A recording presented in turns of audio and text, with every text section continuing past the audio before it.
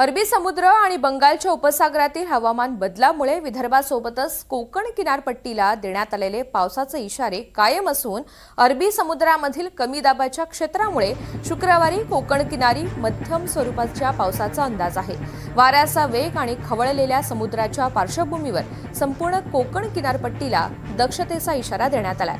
मुंबईसह लगतच्या किनारपट्टीवरील मच्छीमारांनी बोटी धक्क्याला लावलेल्या आहेत। या दोन प्रणालींच्या एकत्रित परिणामामुळे 5 नोव्हेंबरपर्यंत राज्यभर ढगाळ वातावरण राहून हलका ते मुसळधार पाऊस पडण्याची शक्यता आहे।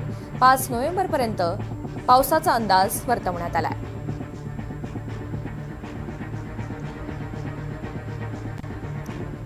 तर 5 नोव्हेंबरपर्यंत राज्यामध्ये पावसाचा अंदाज वर्तवण्यात आलेला आहे।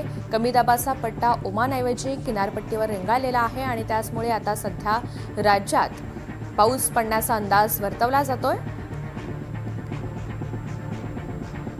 मराठवाड्यात 2 ते 5 नोव्हेंबर दरम्यान पावसाची शक्यता आहे। आज विदर्भ, मराठवाडा, नाशिक, धुळे, जळगाव, नंदुरबार या जिल्ह्यांसाठी जोरदार पावसाचा अंदाज वर्तवण्यात आलेला आहे।